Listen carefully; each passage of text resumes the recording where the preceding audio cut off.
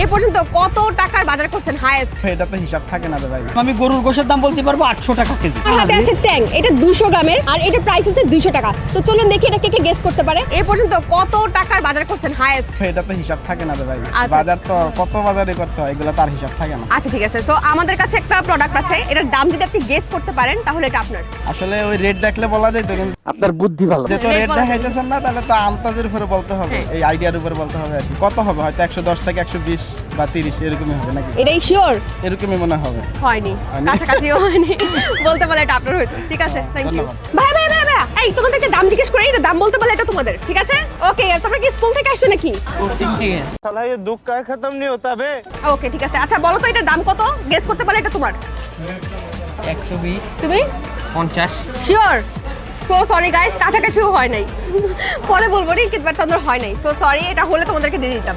Thank you. আসসালামু আলাইকুম uncle. ওয়ালাইকুম আসসালাম। আমি গরুর গোশের দাম বলতে পারবো 800 টাকা কেজি।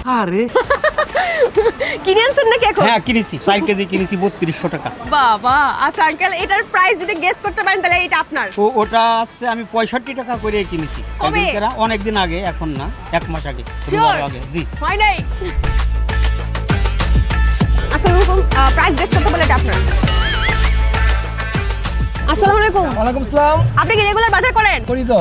আচ্ছা তাহলে এটার দাম বলেন তো, বলতে পারলে এটা আপনার। কত 170 টাকা? ঠিক শিওর? হ্যাঁ 170। হয় নাই, কাছাকাছি আছে। 200? শিওর? Sure, lock sure. করবো? হ্যাঁ। এই প্রথম একজন বিজয়ী আমরা পাইছি। আপনি জিতে গেছেন এই ট্যাঙ্কটা আমাদের কাছ থেকে। আপনার অনুভূতি কেমন, এই যে কথা বলে জিতে গেলেন? আসলে আমার তো ভাগ্য কোনো সময় ভালো না, কিন্তু কেন জানি এই আপুর সামনে আমার ভাগ্যটা ভালো হয়ে গেল। আর ধন্যবাদ জানাই সবাই যেন এই ট্যাঙ্ক এই রোজার মধ্যে এই মাহে রমজানে সবাই খায়। সাংবাদিক ভাইদের ঈদ মুবারক।